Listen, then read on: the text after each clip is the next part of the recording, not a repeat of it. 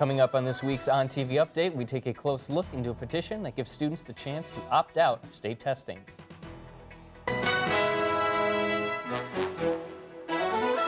Now, from the EMC studio at Onondaga Community College, this is an On TV Update.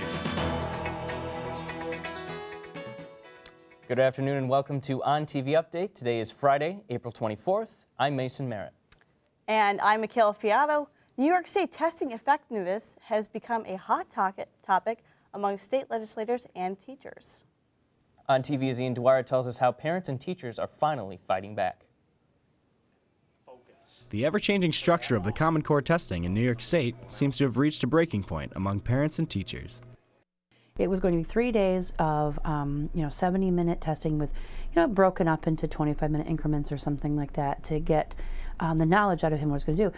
None of that work for him as a fourth grader was going to directly affect him. Parents and teachers have banded together to create a petition for the Opt-Out CNY campaign. This campaign was created to tell Albany that education should be about the students and not about the teachers. I don't particularly like the idea of using this one single measure to evaluate the efficacy of teachers or of schools in any kind of a high-stakes way. With the petition in place, the government has threatened to cut school funding if too many parents decide to opt out of standardized testing in New York State. Chenango Central School District is one of several school districts offering a petition like this to opt students out. Put your child's name here, sign here, and your child will be opted out from New York State testing. The petition is surely creating lots of tension between Albany and parents and maybe forcing change to finally come. In Chenango, I'm Ian Dwyer, On TV Update. If you want to support their cause, the refusal letter and petition are available for download at nysape.org. The Arc of Onondaga is an organization that has helped disabled participants find work and become more active in their communities. An On TV Update, Red Billiou has more. Hello, I'm Red Billiou. I'm standing in front of the Arc of Onondaga. The Arc of Onondaga is a nonprofit organization that was started by a group of parents who are concerned that their children who had disabilities weren't being treated fairly, weren't being given the opportunities to become high-functioning citizens in their own communities. The Arc of Onondaga has a program called Enclaves that helps assist the high-functioning disabled participants with getting jobs and with having better motor skills to function in their communities. Jim Pitts has more. Currently, we have 17 staff people. Most of those are full-time. We employ 54 individuals with disabilities.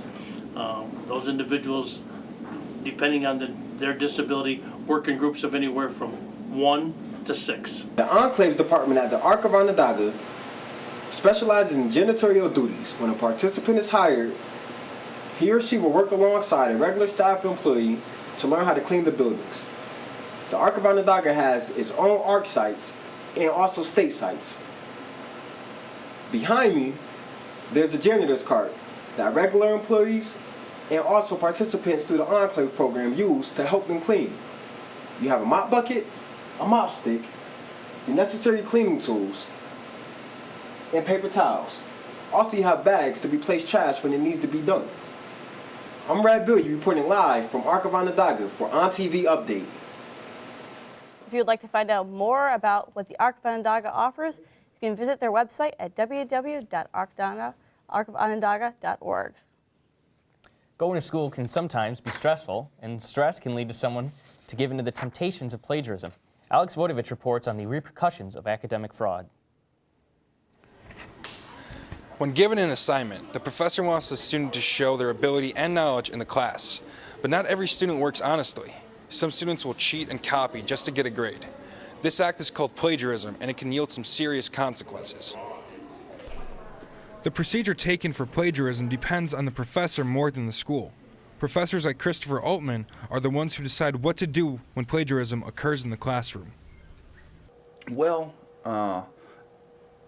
in my experience of 10 years teaching, the school doesn't really end up effectively doing anything, and I don't mean that as an insult to the school or to any school. It's just that it in my experience, it never gets to that level. It's always me. I'm the one who ends up doing something.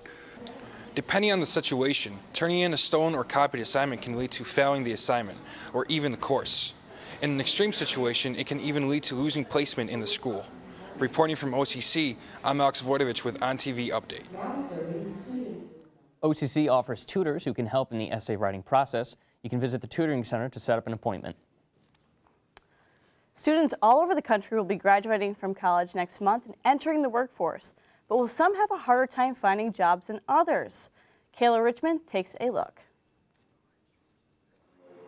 Sage wasn't thinking about his future earning potential when he chose his college major. I was inspired to go to art school basically from my parents, you know, and trying to find a direction in life, thinking about things that were important to me. While he loves to make art, he may run into trouble making ends meet after graduation. A 2011 Census Bureau survey ranked arts, communication, and education as the lowest earning degrees. And it's very hard right out of the gate to get a full-time job in art. Professor Haler McDowell has educated countless students in art, and as an artist herself, understands the struggles and motivation to pursue a fine arts degree.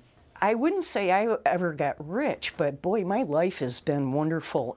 Those of us who have been successful really do love what we do and would rather have a little less money in the bank. But just because you love art doesn't mean you have to starve. Procter & Gamble has an $80 billion advertising budget. Everything you have on was designed by an artist. So, you know, industrial design's a sure thing. So these are all artistic professions. And you're not going to get paid entry level. You're going to get paid more if you're trained and have seriously dedicated yourself.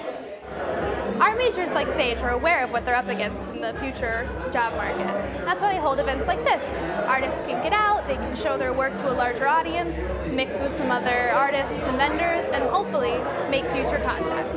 I'm glad that I'm graduating with a BFA of Fine Arts because it gave me a lot of skills, photo and video and things like that. The creative market is growing. From the Spark Art Gallery, Kayla Richmond for ONTV Update. Looking for help finding a job after graduation? The Cal Center in Ferrante Hall can connect you with employers who have job openings and internships. People go to college seeking higher education to position themselves better for a job. The problem is, not everything you need to be ready for your career can always be found in a college class. ONTV's Michael Knight shed some light on the Synergy program. Sometimes the skills you need to know in a workplace isn't always told in the college class. Here at the Vision Center in downtown Syracuse and South Salina Street, the program Synergy Leadership is always held here for that exact reason. It's a unique program that teaches kids a few more things that they need to know for their future career.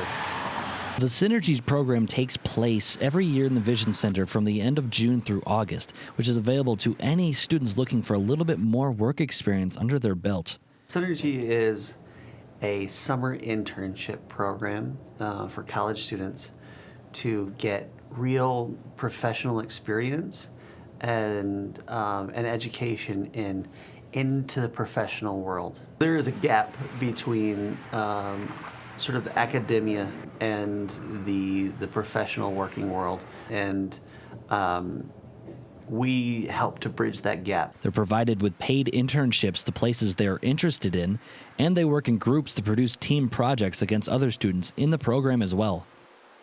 It was a good opportunity for people who didn't know much about the workforce or just wanted to at least get a jump start of being either in an office setting or people got placed where they wanted to be in life. Even though I still don't know what I want to do in life, it gave me an idea of direction of what I know I can do and what I know I can't do. You have a little bit of training at the very beginning of the program, and then you're given an internship to kind of put into practice what you learned during that training. The Vision Center is sponsored by many foundations and businesses, including OCC. If you're an early student and you need a little bit of sprucing up on your resume or need a few pointers on work experience, then the Synergy Leadership Program is just for you.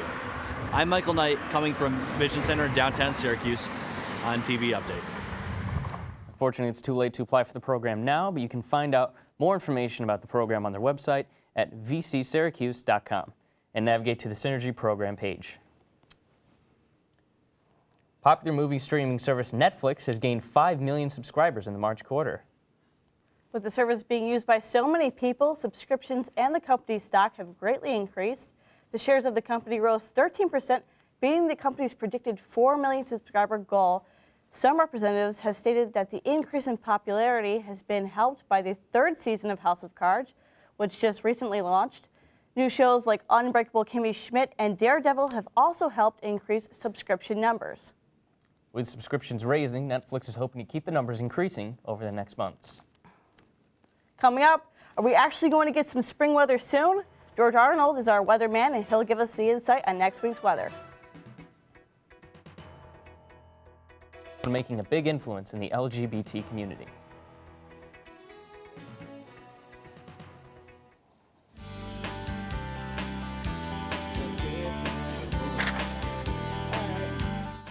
My experiences have been amazing. Not really. A little slow. All of the students are super I am- outgoing. It wasn't up there. We do things outside of class together, which is really great. We go to movies together, we go to lunch together. It's really fun. When you get along with the people that you go to school with, you do better at everything in your life. It's been a good experience. I've had a lot of fun, did a lot of work, learned about a lot of new things. I learned about hardware, software, basically electronics and computers at a much grander scale, involving both software and hardware. It's a good college. If you are in the technology department or you're in the Whitney building, I would say that's a good place. My name is Nicholas Holderski, and I am a math science major here at Onondaga Community College. When I first got here, I barely had any driving experience. It was a really great opportunity for me to come down here in the beginning of September, I believe, and it was great for me to drive here every day when the snow started to fly. It's nice having your own car and being able to go out with your friends whenever you want to. I've met some really wonderful people here, and especially for somebody who's a younger driver, somebody who's just learning, it's really just a great experience to have. They say nothing beats seeing something amazing for the first time. Whether it be a good book you read, or a song you heard, the Barnes & Noble bookstore will make sure to amaze you. Especially if it's your first time. Come visit us today. Visit our website, onondagacc.bncollege.com, for more information. Welcome back. I'm Mason Merritt. And I'm Michaela Fiano. Well, Michaela, I know I was pretty happy about the nice weather, but then the snow came back. Yeah, I thought it was spring, and then my car was covered with snow this morning when I got in it. So, but let's ask George, who's outside. George, what's it look like for us this week? Even though it's spring, winter just didn't want to go away. We were experiencing some snow showers this morning, so I don't want to tell you guys, just grow a beard already. Later today, it'll warm up all the way to 44 degrees with some sun, and it's looking better, but not as good as the next 5 days. According to AccuWeather.com, tomorrow will be warmer with some sun, the high of 54. Sunday will be partly cloudy with a high of 55. Monday, still cloudy with a shower. Tuesday will hit all the way up to 60 with some nice sun, and Wednesday will reach 64 degrees with some showers. All right. Overall, the week, the weather is slowly but surely getting better. And in no time, people will start complaining about the heat, so almost there. Now let's talk a little bit about global warming. As of now, the effects of climate change have been subtle, but they are apparent, and they're going to make this allergy season become a nightmare.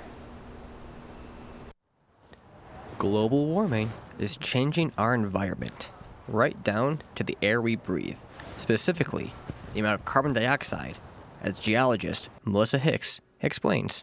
And what we find is that, yeah, CO2 raises and lowers, and it has an effect with these greenhouse and sort of icehouse conditions. But it's the rate of change now that is so impressive. We have really kicked up the notch, the amount of CO2. And now, the rapid jump of carbon dioxide levels will heavily boost the potency and quality of pollen, allowing this to be the worst allergy season yet, leaving allergy sufferers in an unfortunate position. Have had allergies my entire life, and they never get better. They progressively get worse. However, carbon dioxide isn't the only factor giving pollen, it's increased potency. Plants are being put under more stress from the extreme temperature changes and harsher winters, causing them to produce less leaves and more flowers. And to the detriment of allergy sufferers, more flowers means more pollen. I will be sick a lot more, as can currently be heard. I will be buying more Claritin than I prefer to, and it will cost me lots of money in doctors and medication. Yay, me! So grab a box of tissues and prepare to hunker down for a doozy of an allergy season. All right. And to help alleviate these spring allergies, it's important to take your allergy medication early as a precaution instead of a reaction to symptoms. And also keep an eye on that pollen count. And save your outdoor trips for days when it's low and not that much wind. Back to you, Michaela. After several months of progress, the LGBT community was rocked by an Indiana legislation that pretty much legalized discrimination against LGBTQ citizens. With me today is Brianna Tarnowski, the president of OCC's Gay Straight Alliance, to talk about the state of American LGBT rights. So thank you for joining me. Of course. So we'll start off with the obvious, is what's with Indiana. So last night, the legislature, they passed a law giving businesses rights to exert their religious freedom, which was interpreted by many as being anti-gay, to give them the right to discriminate. From your perspective in the club, what was your reaction to that?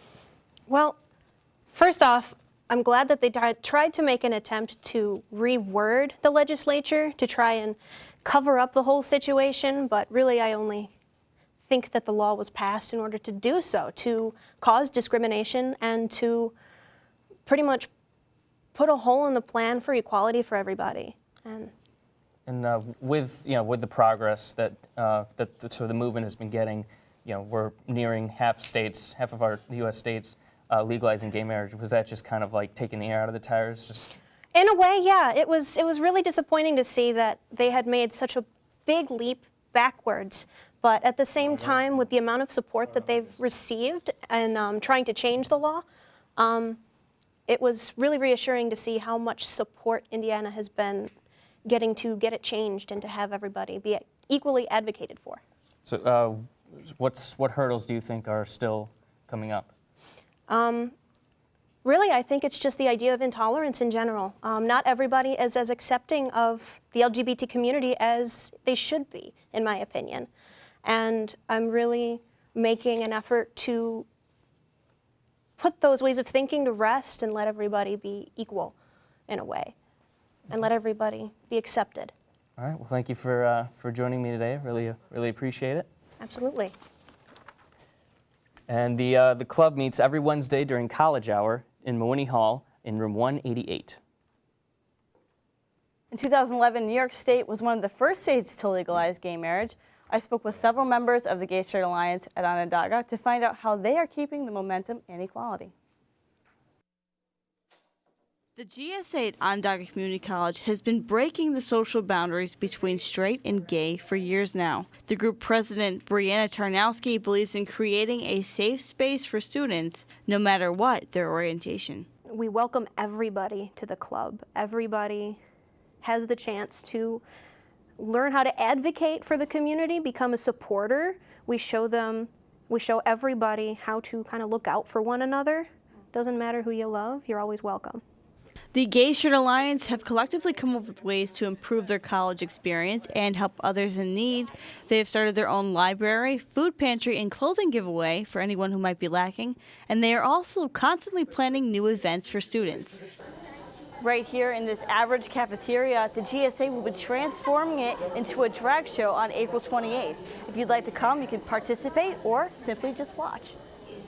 Club advisor Jerry Farnett believes that the club's future is only bright as it has been doing well in more ways than one. The attendance was maybe the club members, to now there's people from off campus in the community that come. It seems to be growing exponentially, which is nice.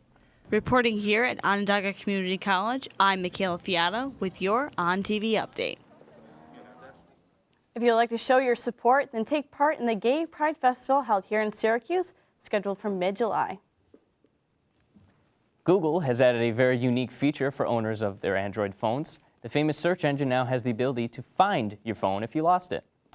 Users who cannot find their phone can simply type in "Find My Phone" into the Google search bar, and the lost phone will appear on a Google map.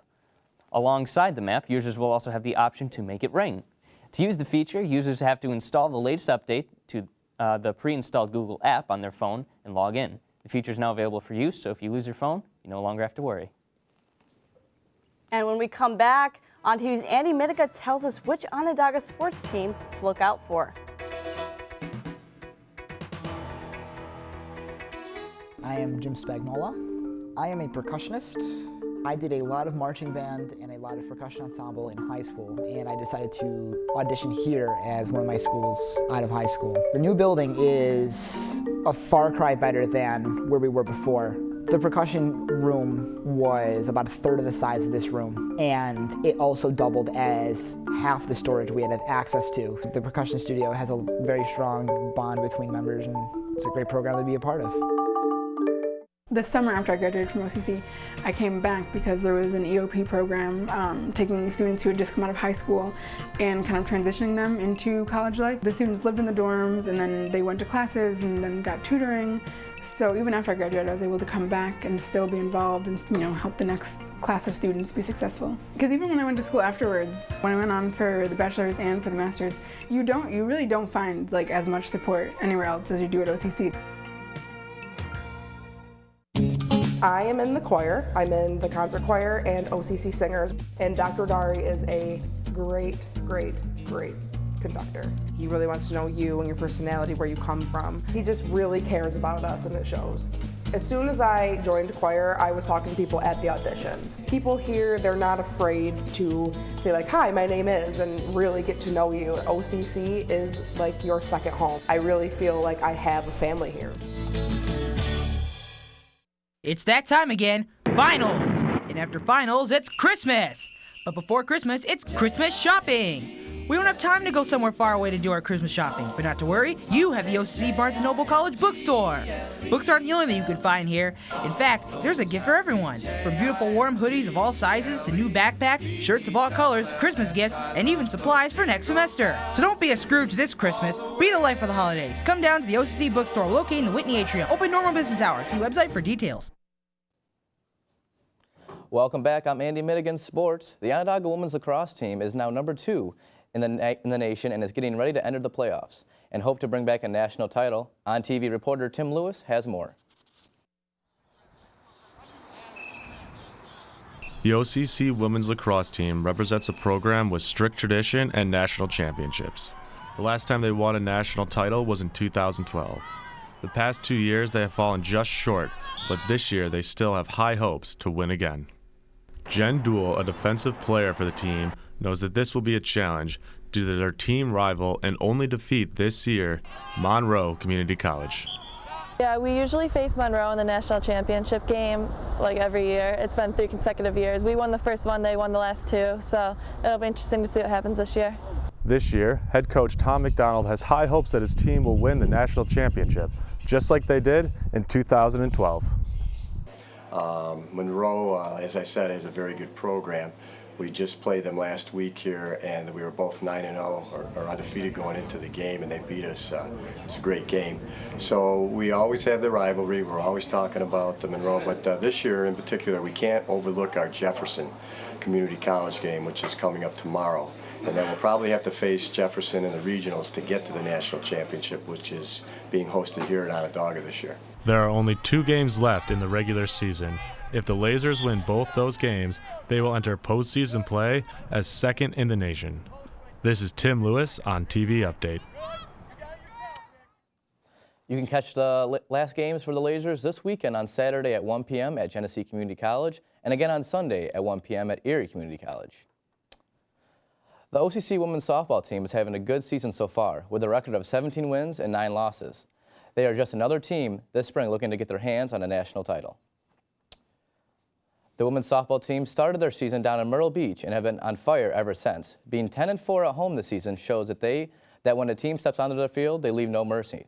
This past Saturday was a great example. The Lady Lasers took on Columbia Green Community College in a doubleheader, outscoring them 29-2.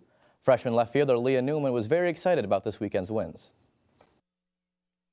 I feel like we did really good today. It was a good win, And Britt threw a perfect game the first game, and that's like really rare. So that's like, that's one of the awesomest things I've ever been a part of. And the second game, we just did what we had to do. Got out of there in 5 innings. The women's softball team sure is giving the men's baseball team a run for their money. You can catch the Lady Lasers tomorrow at 3 p.m. and 5 p.m. as they take on SUNY Delhi Broncos. The OCC men's tennis team had a rough start to their season, going 0-6, but have bounced back to win 6 straight. They're 7-2 in the last 9 games. ONTV's Joseph Viola gives us a in close depth of the tennis team, and they try to win the Division III championship. Spring is finally here, the grass is growing, and that means tennis has started. The OCC's men's tennis team has been determined to win a championship since their latest title in 2008.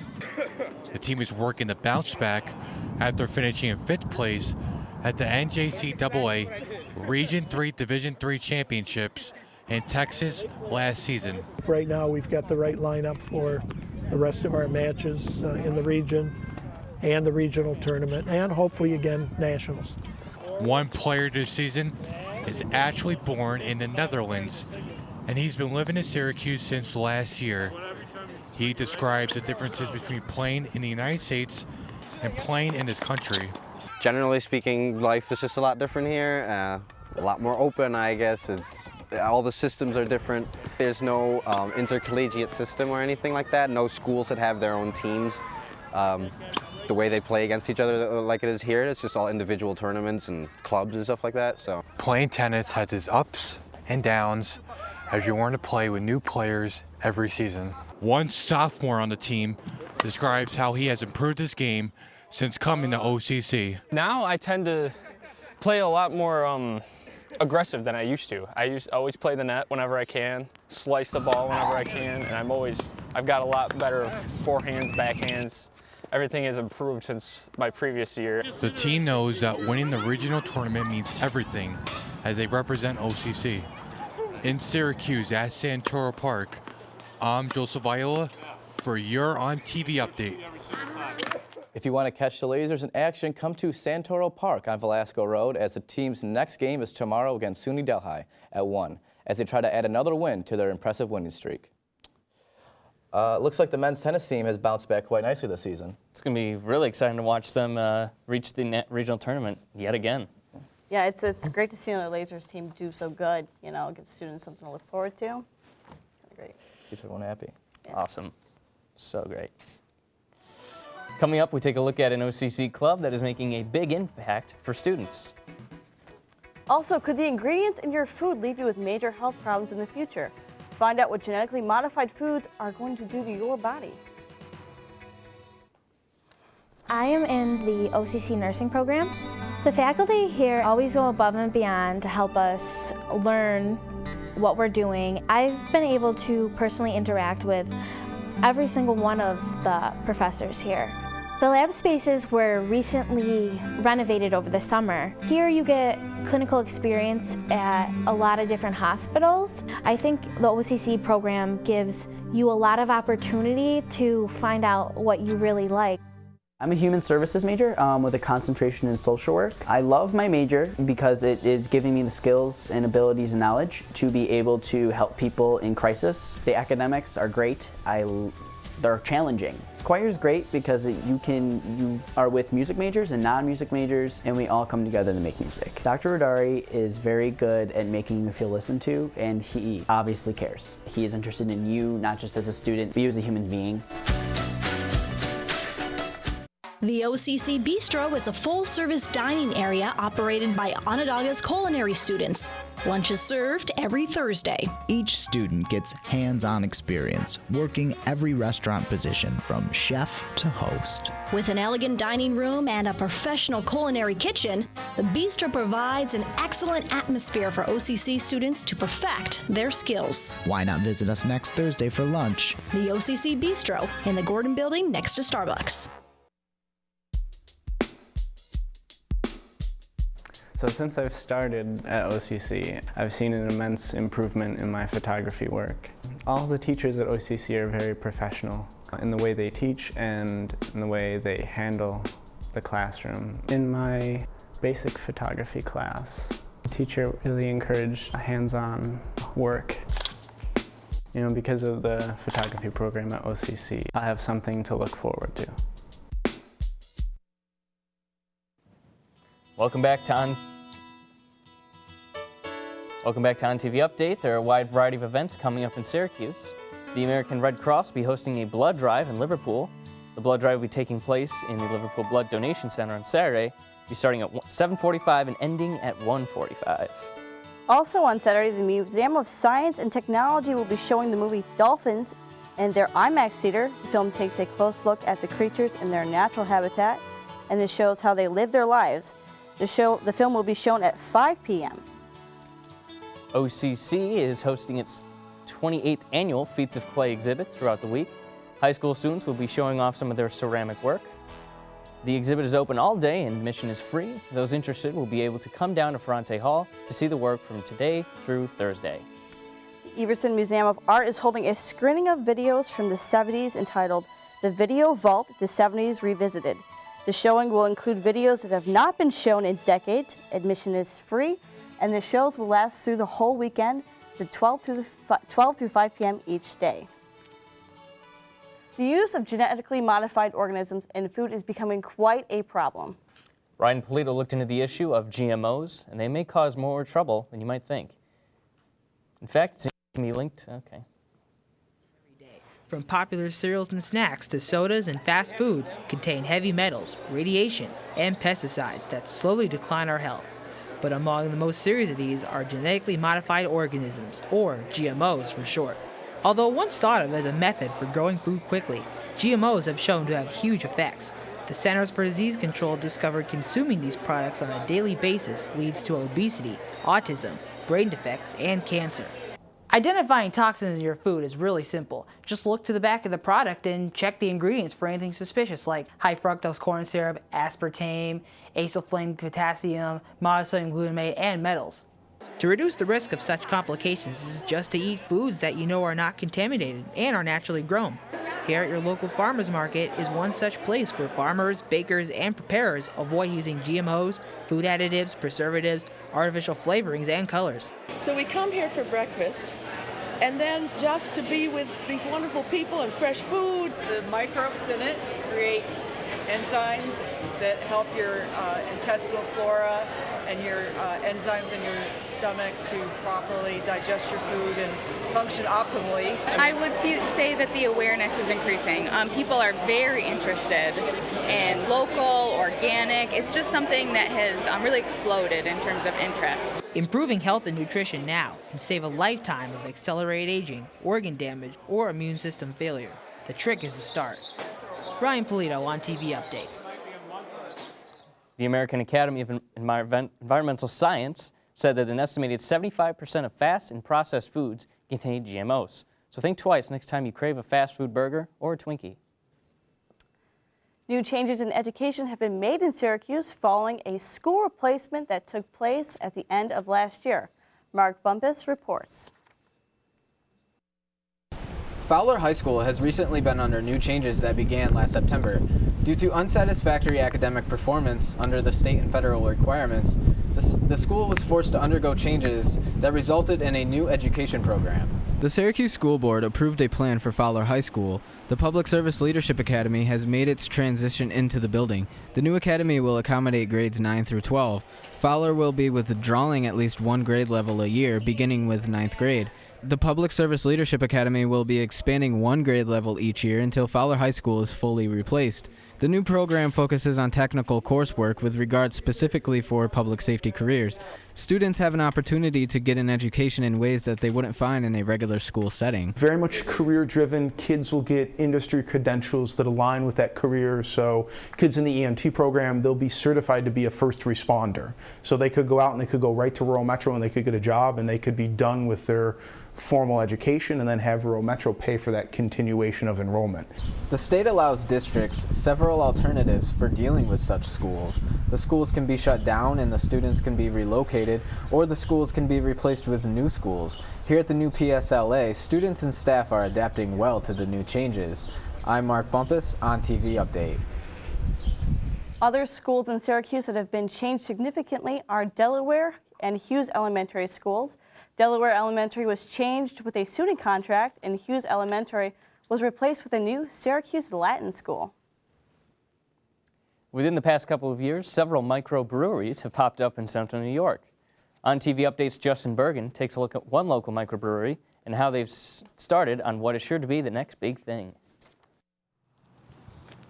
On top of a hill on Warner Street stands the local upcoming 315 Brewery, and I'm not just being oddly specific on the name.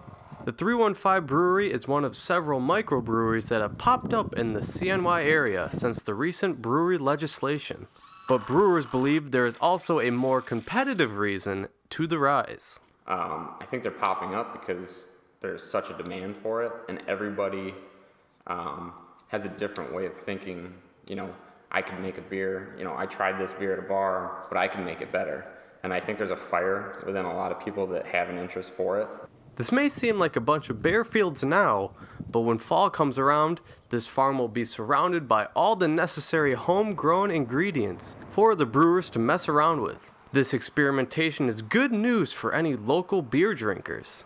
Yeah, I think it gives them a diverse, area of tastes, especially with microbrews, because there are so many different types of microbrews now that are out there. It's kind of good competition, I think, for the big corporate companies. Soon enough, this bar will be serving the finest 315 craft brew. If you think you have what it takes to make your own craft brew, well, here's a little tip from a current brewery owner. If I had known how much work was involved, we'd probably be sitting in someone else's bar. But you just keep plodding forward with your head down, and you'll get to the end. And we're at the end, and it's great. What originally started as just a way to pay off land taxes, this small hops farm is turning into a huge family business. The 315 Brewery has been building for over a year now, but that is finally coming to an end. From the 315 Brewery in Camillus, I'm Justin Bergen for your ONTV Update. The brewery will also pose as a gathering lounge and event center and is expected to open in a little over a month. George Arnold is now with us for the weekend weather. George, how's it looking? Well, it's looking to be one of the nicest weekends we had so far this year, especially since last week was just awful. All right. Temperatures in the mid-50s Saturday will warm up by the afternoon, and Sunday will be partly sunny with some showers. And hey, at least it's not snowing anymore. True that. Fingers crossed. Fingers crossed. Absolutely. Well, thank you for joining all of us here at ONTV Update. I'm Mason Merritt. And I'm Michaela Fiato. Have a great weekend. We'll see you next time.